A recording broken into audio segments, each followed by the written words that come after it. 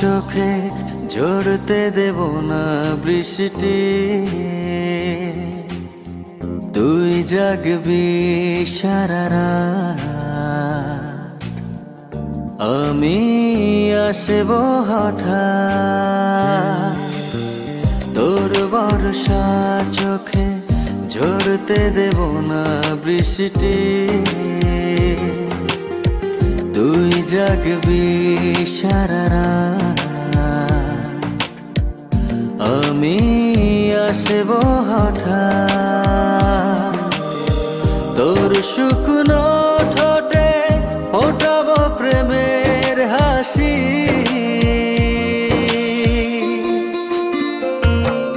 তোকে প্রাণের চেয়ে বড় বেশি ভালোবাসি, তোকে প্রাণের চেয়ে বড় বেশি ভালোবাসি।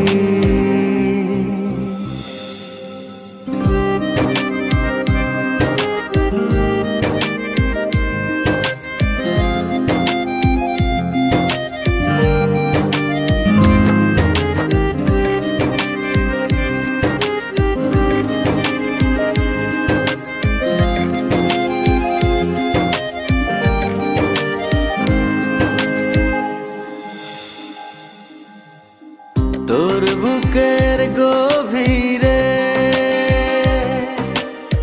দেব জ্বলতো ছোঁয়া, ভালোবাসবি জনম ভোর, হৃদয়ে অনেক মায়া।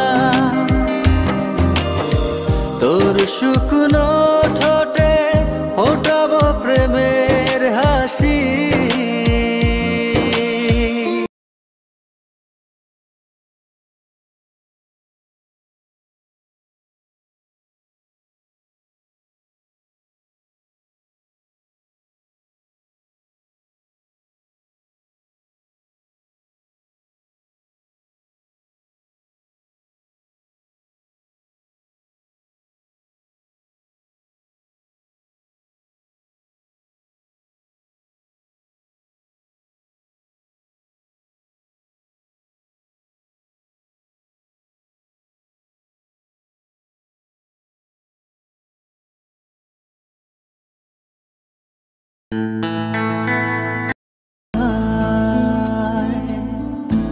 আধারের জলে ভাসে জীবন, সব আলো নিভে যায়।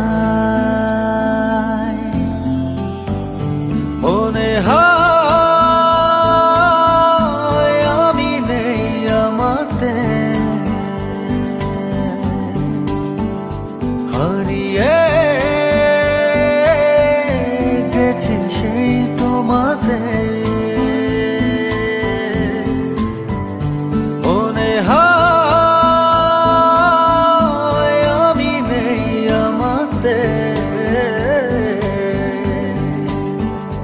হারিয়ে গেছি সেই তোমাতে।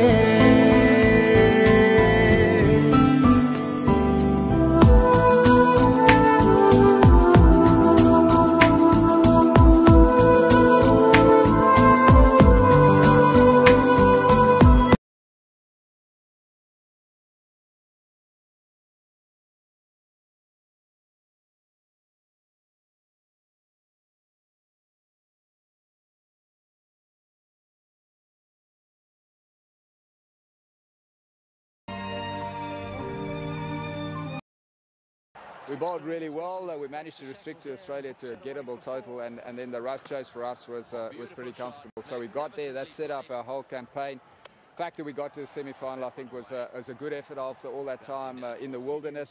Heartbreaking, of course, losing to England.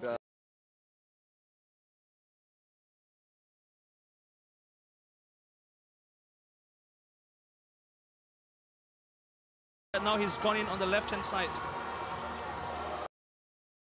वैसे तो किस्मत हाथों की लकीरों में होती है, पर कुछ लोग इसे पैरों से लिखते हैं। गोल्ड कोस्ट 2018 कॉमनवेल्थ गेम्स 4 अप्रैल से सोनी 6, सोनी 10 2, सोनी 10 3 और सोनी लिव पर।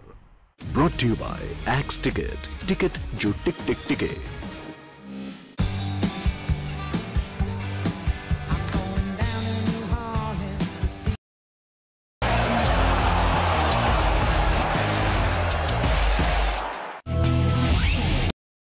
To ask after the match, look, we are 6.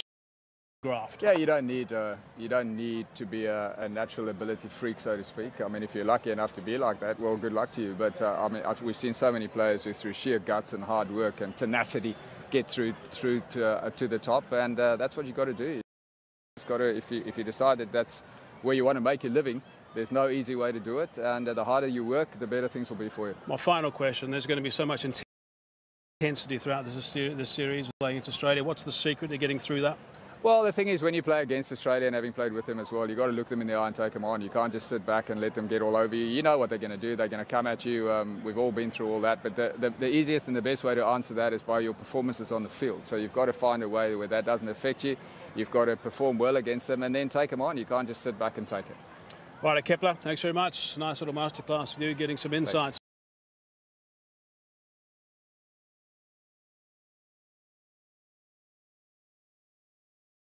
It was a little weird because we played a lot of cricket with each other. We played the same club at Valley.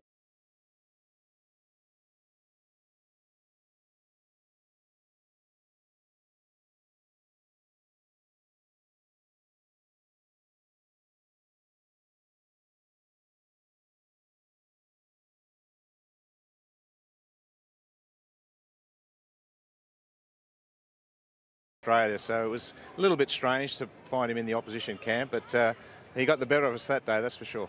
It would have given you a bit of stick too, AB, because they won the opening game. They're only chasing, what, 170? Did you just set everything on the leg side to him? Oh, yeah, look, I can't understand Afrikaans, so I don't know what he was saying, but he played far too well for my liking on that particular day. But, yeah, they got us. We hadn't seen a lot of South African teams at the time, so we didn't know what to expect, to be quite honest, but we knew they'd be good. Especially with him as one of the senior players. So, yeah, no, good times, but not that particular day. Sean, what about that 92 World Cup? That was an age where you were just starting to come through. Did that sort of give you some sort of inspiration that they're back on the world stage to move on and play for South Africa? I was trying to manage it properly, so I didn't miss the games and still got the work done. It was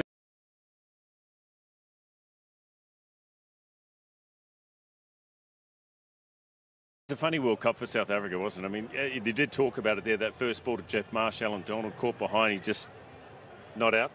And then it got back to that crazy game of the SCG, didn't it? Oh, I mean,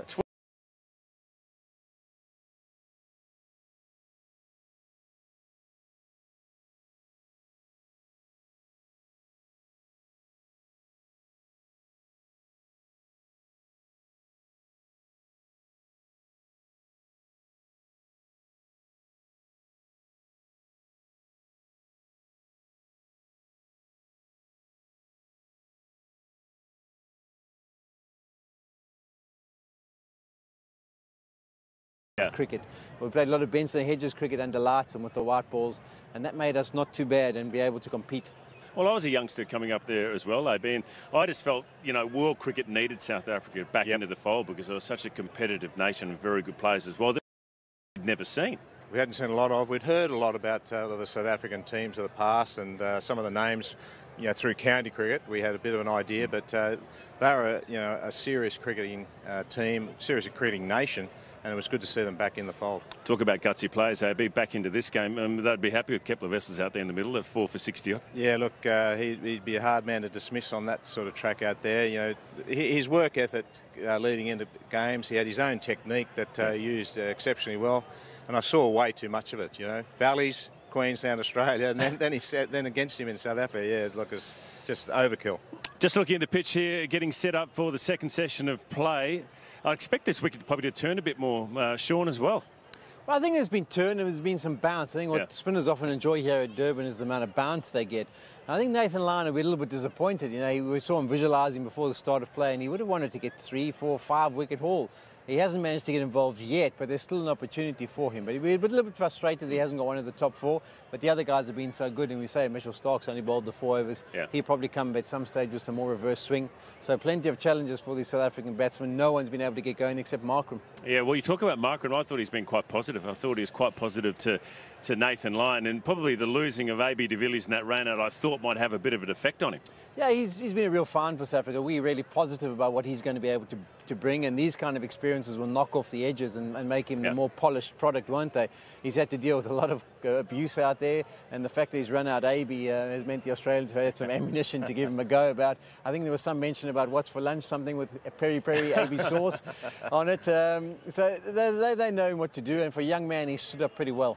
They're looking pretty good, the Australians, aren't they, AB? I mean, I've got to say that since they've had this bowling quartet injury-free, first time we've seen it against England, they've crushed them, and they're back in there against South Africa on the front foot again. Look, it's just been clinical, hasn't it? Yeah. You know, on the back of fantastic bowling, but I thought the batting was good. They showed a lot of patience in the conditions that they were confronted with. I think the South African bowling is a quality bowling outfit, so to make the scores they needed to make and bat the way they need to bat, to set it up for the bowling group has been superb. So a real clinical performance. It also gives a batsman, talking from the Australian point of view, Sean, that, you know, if you've got a bowling lineup like that can knock teams over, it just eases the pressure off the batting side of it, not to look for big scores. Yeah, 100%. I mean, you guys have always been fantastic front runners, haven't you? So if you lay a foundation, as the batsman gets some runs on the board, no matter what they get, they feel they can always be competitive, even if things don't go according to plan. I mean, we've seen no hundreds from any team so far, but they made lots of contributions, which got them to that initial 350 in the first innings.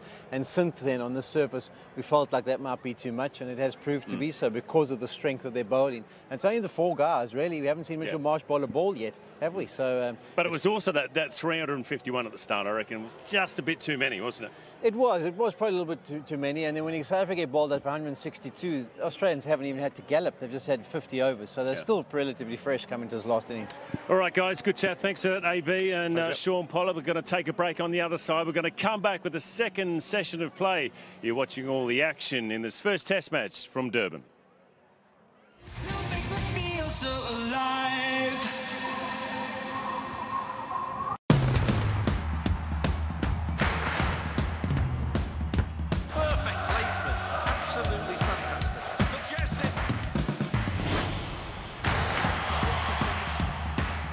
Don't miss the 2018 FIFA World Cup Russia live on Sony 10.2 and Sony 10.3. मेरे असली चेहरे में क्या रखा है? मेरे चेहरे की पहचान तो ये तिरंगा है। सीना चौड़ा नहीं है मेरा, पर इस रंग को पहन के खूब चौड़ा लगता है। आज चेहरा वही है, सीना वही है, पर तिरंगा लहराने की वजह नई है। कॉमनवेल्थ गेम्स, जब ये टीम इंडिया मैदान में झंडे गाड़ेगी, उस पर रंग हमें भी चढ़ाना है। इस बार रंग दे तिरंगा। Live and exclusive on Sony 10.1 and Sony 10.1 HD. Co-presented by Watch TV channels live on your mobile. Download the Airtel TV app now.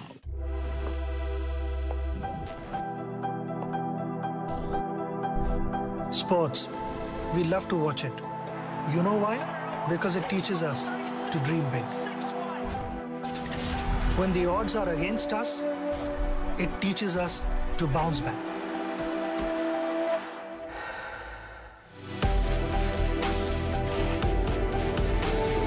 It motivates us to keep going, to never give up. It encourages us to speak up, not with our words, with our actions.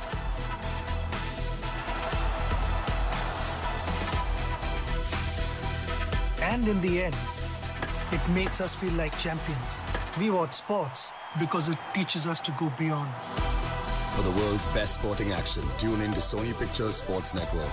11 channels, 1 network. Go beyond.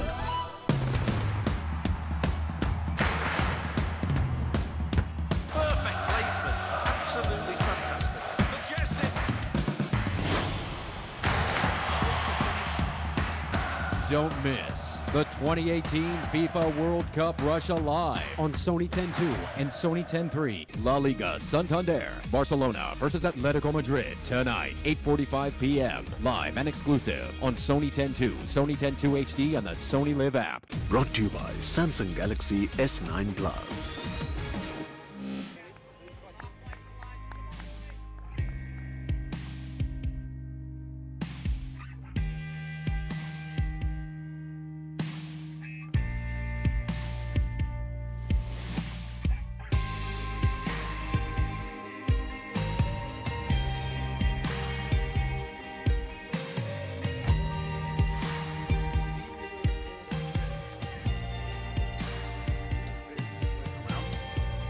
Welcome back to a beautiful afternoon here in Durban, though not beautiful for the South African batsmen, who found it very hard going against an impressive Australian attack. 63 for 4. Asked to make, well, it's hardly even worth talking about the amount of runs that South Africa are asked to make to win the game. They need a further 354 from here, with 6 wickets in hand. It's all about whether the Australians can knock over South Africa today and complete a 4-day victory, and it would be hard to deny them that. They've played very good cricket actually from the start of the game and have been a notch above the South Africans at almost every turn. Aiden Markram's played well for his unbeaten 38, handling both pace and spin with equal skill. Pat Cummins had the big wicket of Faf du Plessis, knocked his off stump out of the ground. Josh Hazlewood got Hashim Amla. 6 times he's done him now in 4 test matches. Anyway, here we go with Cummins to bowl to Theunis de Bruyn. Pitch hasn't done sort of a great deal. The bowler's been high standard. There's been a hint of everything, a hint of seam, a hint of swing, a hint of spin, but the point really is that the bowling has been top class, relentless, accurate and challenging. It's the surface that they're playing on. Still in fairly good shape. But just down here, that's the area that Nathan Lyon aims at, and they're the areas that have done the most. Some spin and some bounce for Lyon. He's yet to take a wicket, having said that. She's doing him for pace, you see, as much as anything. I think Michael Holding and Kepler Wessel's old adversaries are alongside me. Pretty strong Australian cricket. Well, you hit the nail on the head when you were talking about the bowling there, Mark. They have given away nothing. And that wasn't a delivery that did a lot. But as I've kept on saying over the years, you don't need every delivery to do a lot. You want it to do quite a bit in one direction, and then if you can get it to straighten, it's just as good. And most of his deliveries have been coming in towards the right-hander.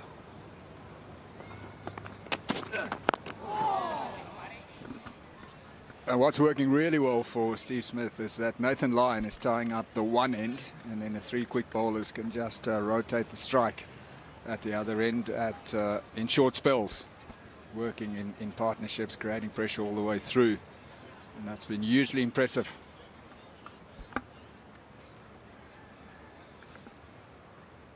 Smith has been operating with 2 and sometimes 3 slips, but no more. A short leg and a short mid-wicket. He's had a leg gully briefly. I think that's the other thing as you get into the 4th day. You get just this hint of uneven bounce. It's extremely difficult when you first come to the crease. I saw Markram in particular trying some shots that I don't think you should be looking to be playing on this surface. Cut shots, whether it's against spin or quick. I think you need to make sure that that bottom of the bat is pointing towards the ground, the perpendicular bat, no horizontal bat shots, unless of course it's a real rank long hop.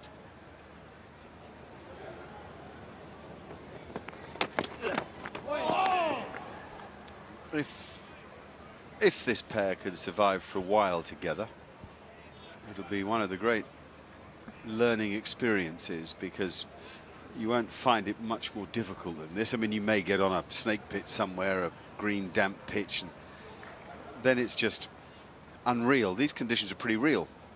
Warm weather, Not much grass on the surface. The bowlers have to find a way to work the ball and to work the batsman around the crease, and they're doing that. So you're being challenged by the best here. There's the leg gully, the little swap that's happened a few times. Leg slip, actually, more. He's gone quite fine now. De Bruyne tucks in behind, plays it pretty well. 63 for 4. This is our club, and our club has no rules, no committees, but yeah, lots of meetings. Because here, we call the shots, we raise the game, we are the fans. ESPN Cricinfo, cricket's biggest fan club on earth. Download the app now. वही हुड़दंग, वही शान, वही तेवर, वही तूफान, अब लगेगा ज्यादा मजेदार, क्योंकि अब आ रहा है हिंदी में पहली बार लाइव, रॉ और स्मैकडाउन लाइव, सिर्फ सोनी 10 पर. He can bowl delivers that normally you would be scoring off, that you're not scoring off, so the pressure is never relieved.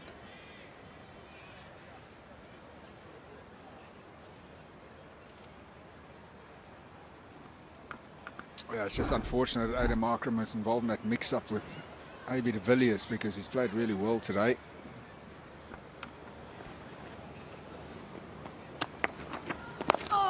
Played well in the first innings too, got off to a good start there. So the key about opening the batting is when you get starts is to try and maximise those, because a new ball will always knock you over every now and then. So if you get an opportunity, really got to try and dig in.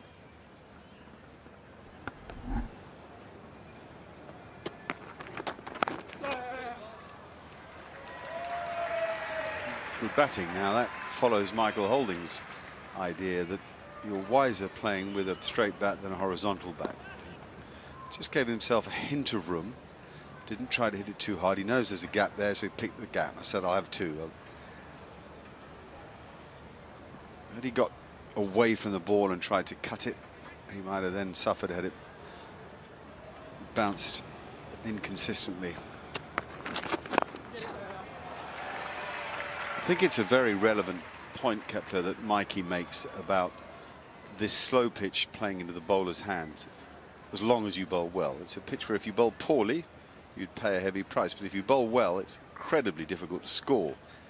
It's like if you play against a lesser team in a limited overs match and they bowl well at you, very hard to force the pace against them. Well, here you're playing against a very good team who bowl well at you. It's even harder to force the pace.